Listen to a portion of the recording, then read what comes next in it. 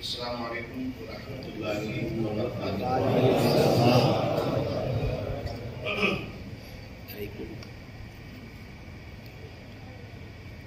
नहमदुहु व नुसल्ली व नुसल्लिमु अला रसूलिल करीम व बअद।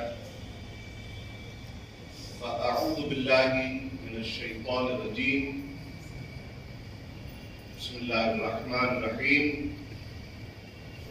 अनिन नबी सल्लल्लाहु अलैहि व आलिहि वसल्लम क़ाल हुसैन मिन्नी व अना मिन हुसैन औ कमा क़ाल रसूल अलैहि सलातु वस्सलाम। सदक़ा रसूलुल्लाह। एक मरतबा दुरूद शरीफ पढ़ रहे हैं।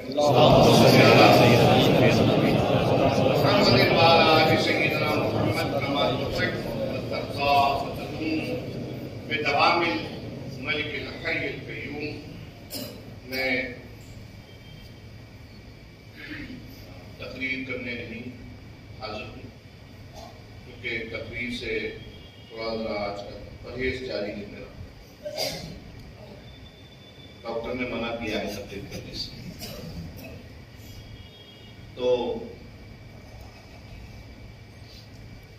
मैं सिर्फ आप हज़रात का, बिलखुसूस अपने उलमाए किराम और खानदान के खुलफा और खासकर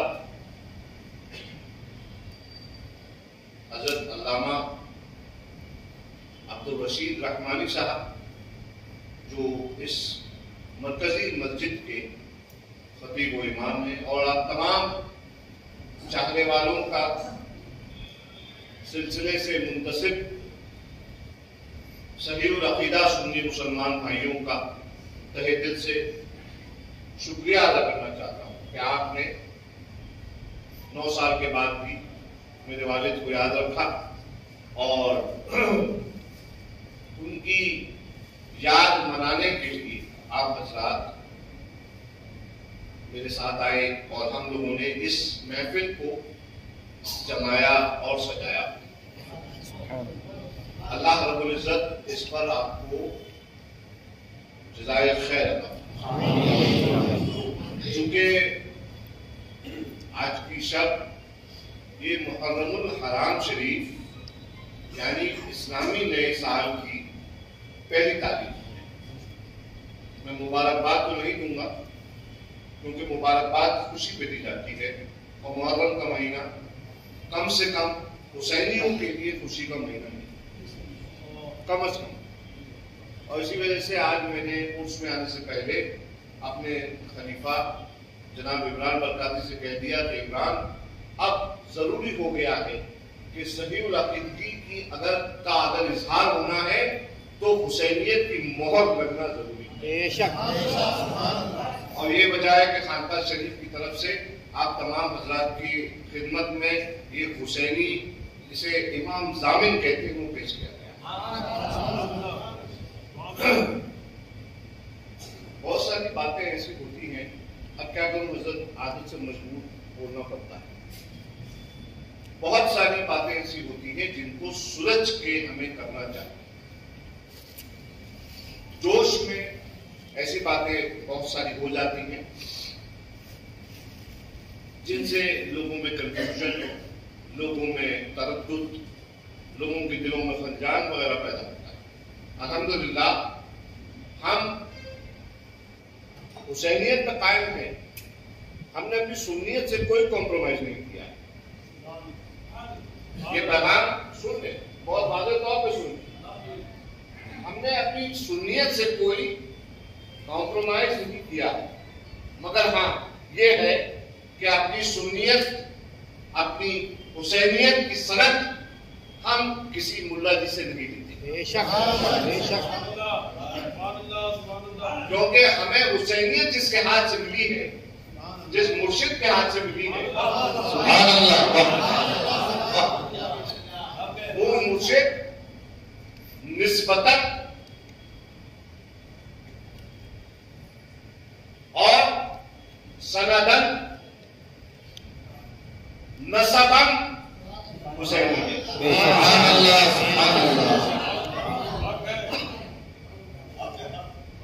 एक दो पुष्ट की नहीं,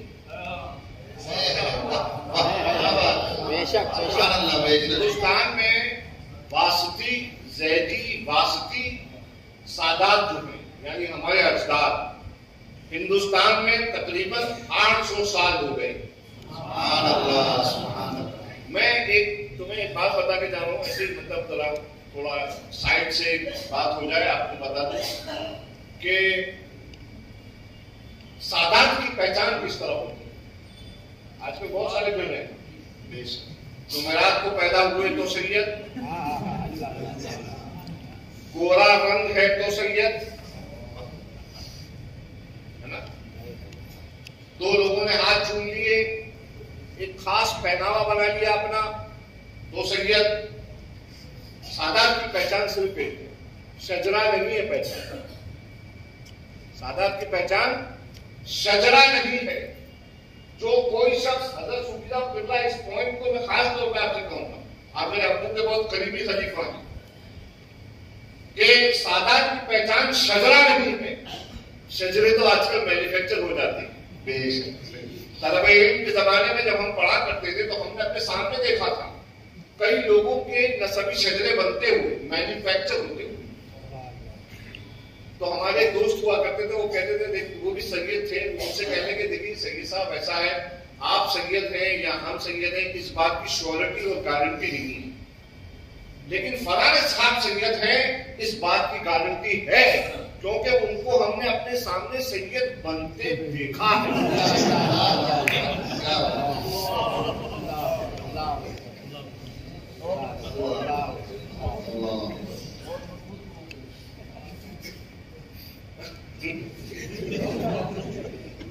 हमारे इमाम साहब भी ज़रीफ़ुत तबा इंसान है, अल्हम्दुलिल्लाह, ज़रीफ तबीयत होती है।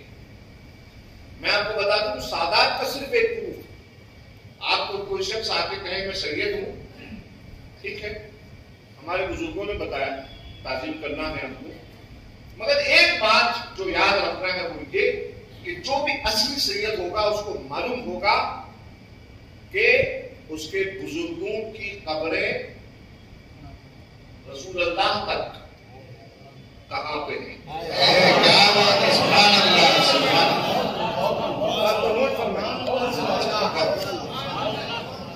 सुभान अल्लाह।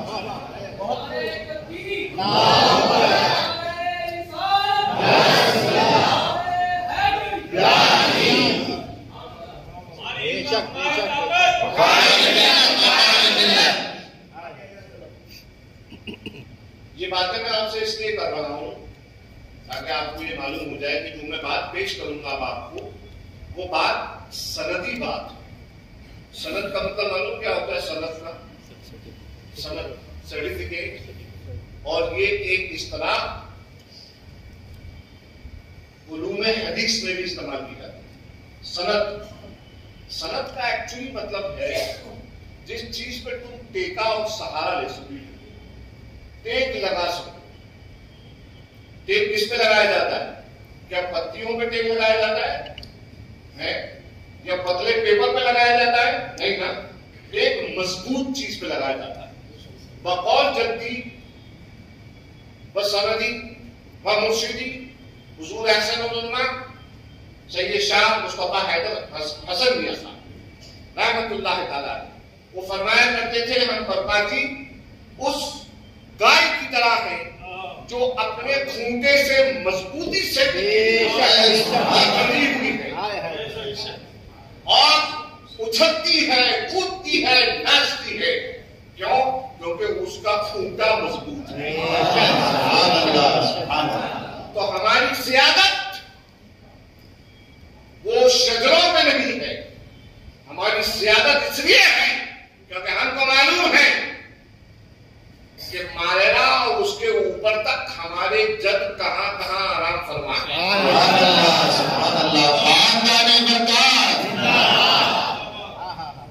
और जो भी इस तरह का सैयद होगा वो कभी अपने मुरीदों का इस्तेहसान नहीं करेगा। उसके दिल में ये बात रहेगी हर वक्त, हर आन, कि हमको अपने मुरीदों को और मुसलमानों को आमतौर पर हक बताना है। भले ही उसमें हम कितने बदनाम हो जाए। हक हक है। रसूलुल्लाह ने फरमाया, रसूलुल्लाह अलैहिस्सलाम ने इरशाद फरमाया, हुसैन मुझसे है और मैं हुसैन से। रसूलुल्लाह ने गदीर खुम पे, जो मक्के और मदीने के बीच में 150 किलोमीटर है तकरीबन मक्की शरीफ से, वहां पे खड़े होकर ऊंट के कजारों पर मिंबर बनाकर हजरत मौलाए कायनात का हाथ उठाया, पकड़ के हाथ उठाया। जिसका हाथ नबी बुलंद करे,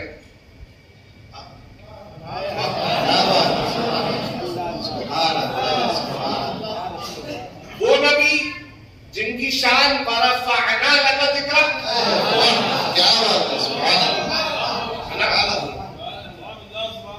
मुझसे अक्सर लोग कहते हैं आप हजरत मौला अली के बारे में गुलू करते हैं। मैंने कहा गुलू का मतलब क्या भाई, मैं मदरसे में पढ़ने वाला, मुझे पता नहीं, इतने बड़े बड़े अल्फाज मुझे मालूम नहीं। कहते हैं आप बहुत ज्यादा हद से बढ़ के तारीफ करते हैं। मैं कहा मौला अली की हद क्या है? क्या बात है, क्या बात है।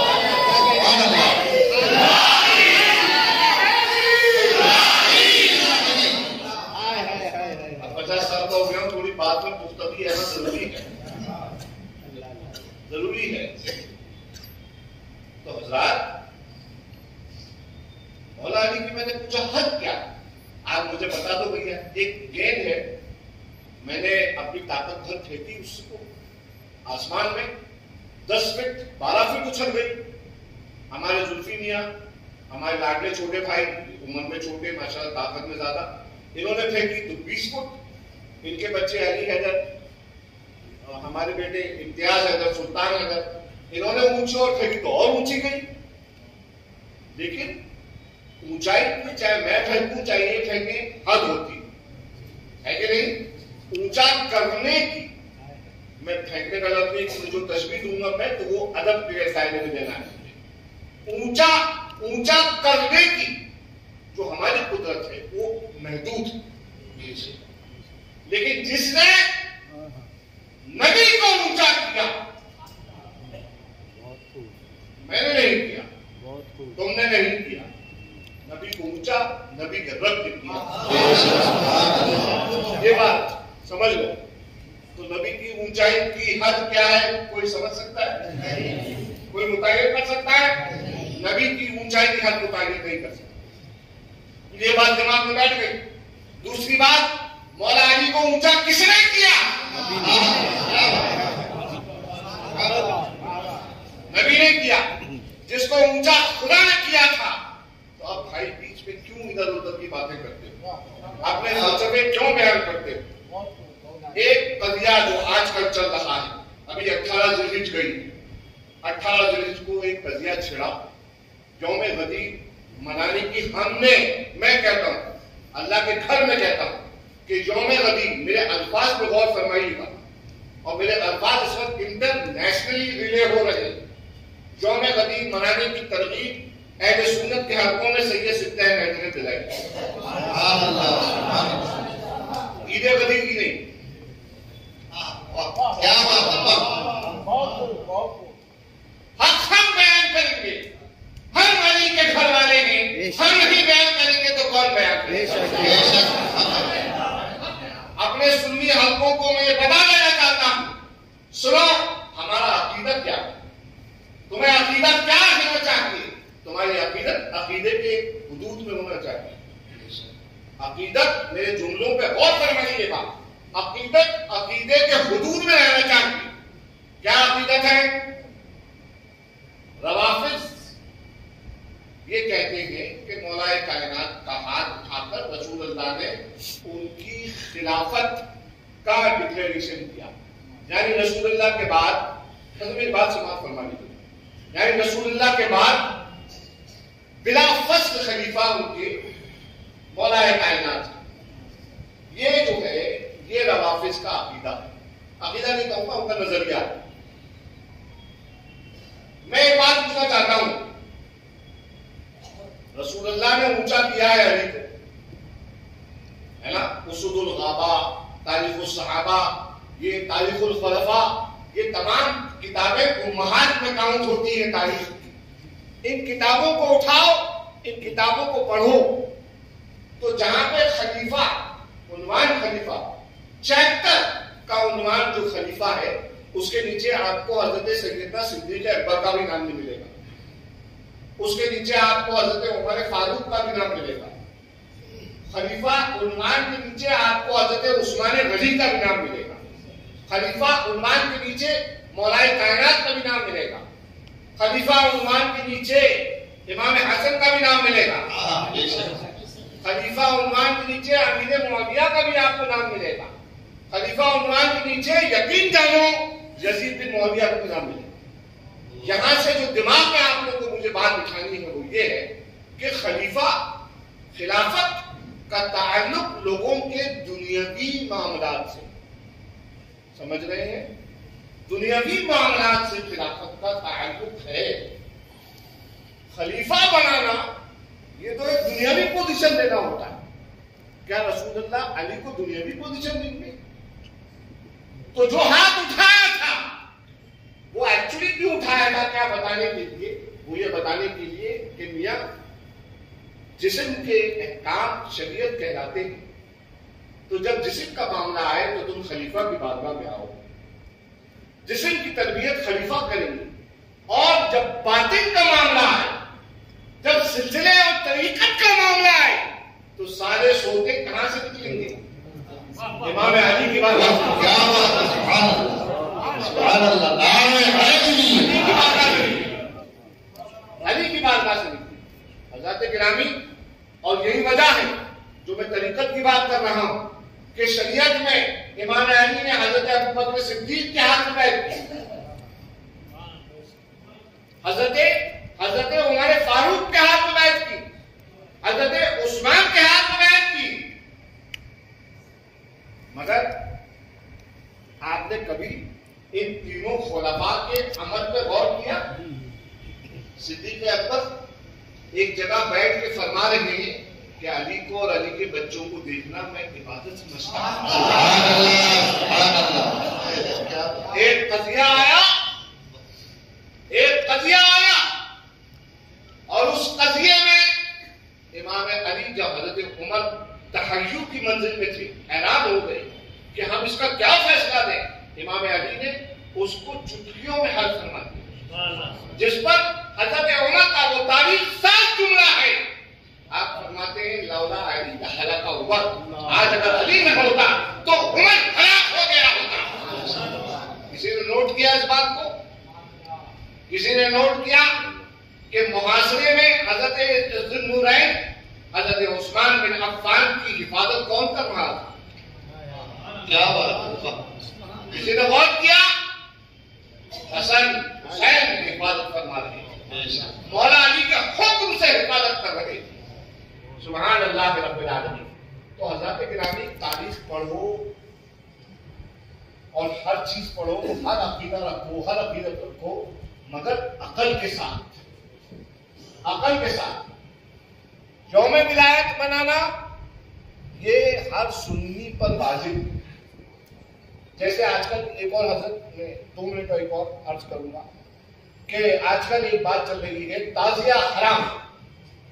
दूसरी चीज ताजिया हराम, मैं एक बात अर्ज करता हूं, उसके साथ उलमा ने एक लफ्ज और लगाया, मुरव्विजा। मुरव्विजा ताजिएदारी जायज नहीं है और ये बिल्कुल हक कौल है, ये बिल्कुल हक फतवा है।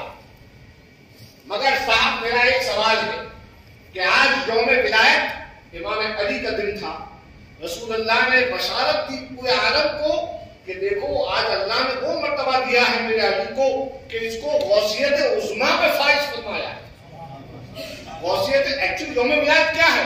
मौला अली का विलायत उज़्मा, गौसियत उज़्मा पे फाइज होना, ये रसूलुल्लाह बशारत दे रहे हैं, ये रसूलुल्लाह बशारत दे रहे हैं। क्या हुआ कि हमने यानी सुन्नियों ने जो जिम्मेदार हैं उन्होंने आवाम को बताने से गुरेज किया। क्यों गुरेज किया? अरे साहब अगर बताएंगे तो हम पे शिया होने के फतवे लग जाएंगे। हम कहते हैं कि अगर अली का आप शियाना नहीं कहलाते हैं। तो हजरत अबू बकर सिद्दीक का जिक्र करने से हम शियाने अबू बकर सिद्दीक हैं। हजरत उमर फारूक का जिक्र करने से हम शियाने हजरत उमर बिन खत्ताब हैं। हजरत उस्मान का जिक्र करने से हम शियाने हजरत उस्मान बिन अफ़्फ़ान। तो हजरत गिरामी इस्लामों की वजह से लड़ाई मत करिए, एक दूसरे के गरेबान चाप ना कीजिए, एक दूसरे से बदतमीजी बदतहजीबी और बदतमीजी से पेश ना आइए। क्यों? क्योंकि आपके रसूल ने आपको दर्द दिया था कि हर मूमिन के बारे में जब तुम किसी मूमिन से मुलाकात करो तो उसके मिलने के आदाब हैं। क्या आदाब है? किसी भी मूमिन से मिलो, ज़ुन्नुल मुमिनीन खैरा, तो हर मूमिन पर अच्छा गुमान रखो। आप यकीन जाने मैं फील्ड का आदमी हूं, मैंने गद्दी छोड़ दी है। मैं गद्दी पे नहीं बैठता खानका में, बल्कि जो मुझे जानते हैं वो अच्छी तरह जानते हैं कि मैं 24/7 काम में रहता हूं। लोगों से मुलाकात करना, लोगों के साथ ताअम्मुल, लोगों के मसाइल में उनको हल करना, ये पूरा काम मेरा 24/7 रहता है। और मैं सही बता रहा हूं आपसे कि कई मकामात और कई जगह ऐसी आई जहां पे हमारे सामने हमारे मजहब के मुखालिफ फिक्र रखने वाले मौजूद थे, मगर खुदा का शुक्र है कि उसने हमको शाह बरकतुल्लाह के आंगन में पैदा कर दिया। कि शाह बरकतुल्लाह के आंगन में हमको जो तरबियत मिली, उस तरबियत की वजह से यह हुआ कि ना तो हमें मुनाजरा करने की जरूरत पड़ी, ना हमें मुनाकशा करने की जरूरत पड़ी, ना हमें मुबाहिला करने की जरूरत पड़ी। हमने सिर्फ एक काम किया, हमने रसूलुल्लाह का अखलाक पेश किया और सामने वाला बगैर कुछ कहे हमारा हो गया। मेरे बहुत सारे अभी मेरे मेहमान, मेरे पीर भाई आए हुए हैं गुजरात से, राजस्थान से यहाँ पे मौजूद हैं, और ये लोग मेरे बज़्म के एक्टिव कमेटी के मेंबर हैं। ये लोग आपको बताएंगे कि बहुत सारे इलाके जहां पर खानकाए बरकातिया की तरफ से वहां की गुरबा परवरी के लिए हर साल कुर्बानी के मौसम में ये एहतमाम किया जाता है कि 280 से ऊपर गांव खानकाए बरकातिया की कुर्बानी की वजह से रिस्क पाते हैं। वहां पर तबलीगियों का, देवबंदियों का असर था, मगर खानका ने वहां पे अपना खानकाही किरदार पेश किया। तो आज मामला ये कि सब हमारे खाजा वाले, गौस वाले। मैं ये आज करना चाहूंगा, और खास तौर पर अगर जो पिछले 2 साल में इनमें जो हालात गुजरे, उन हालात में ये एक्चुअली मालूम क्या था, ये कुदरत की अल्फाज देखना, कुदरत की चुटकी हल्की सी, कि अभी भी वक्त है, बेदार हो जाओ। या आपस में ये मिंबर,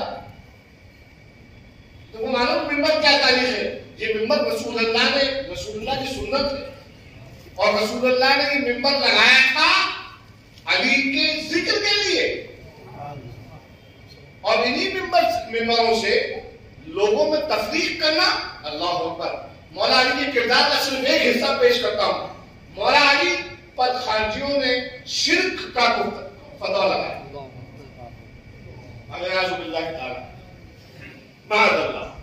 खारजियों ने लगाया शिर्क का फतवा। तारीख पढ़ लेना किसी किताब में, मैं मुख्तसर नाज कर रहा हूं।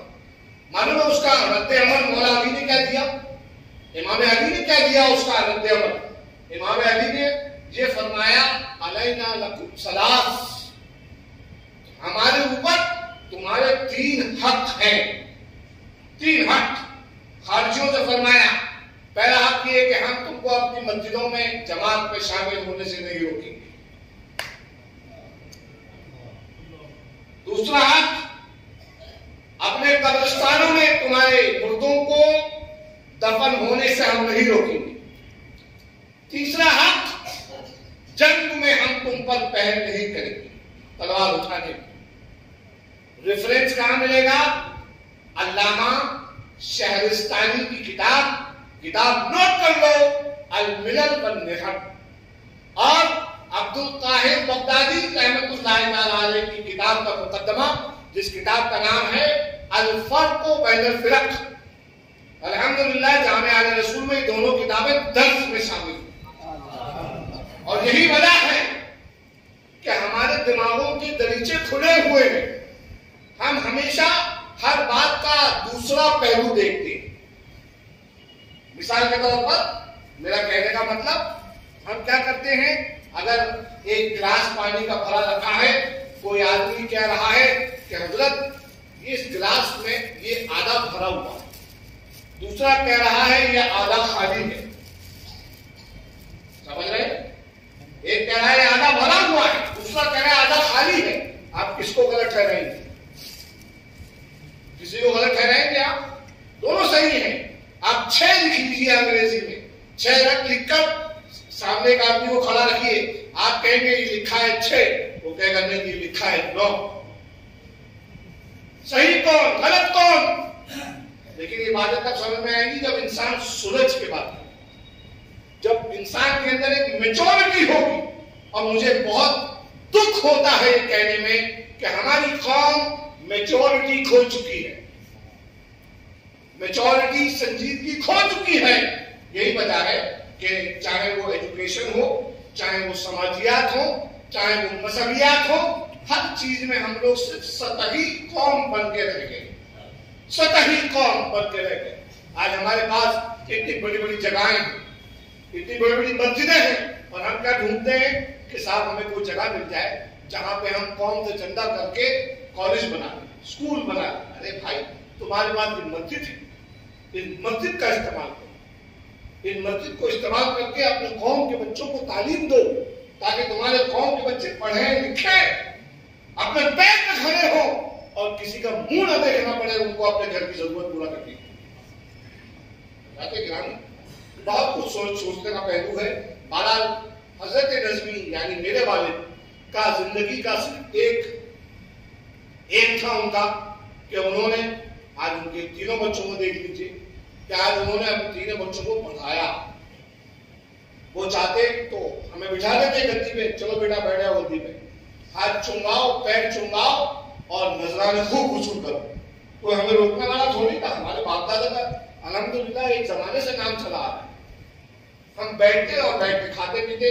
हमारे बाप ने कहा नहीं बेटा, मैं अपने बाप के डायलॉग में अपनी बात खत्म कर रहा हूं, मेरे वालिद का डायलॉग है। फरमाते थे बेटा, खानकाह वकाफिया और शाह बरकतुल्लाह का नाम तुम कभी बैसाखी के रूप में मत इस्तेमाल करो।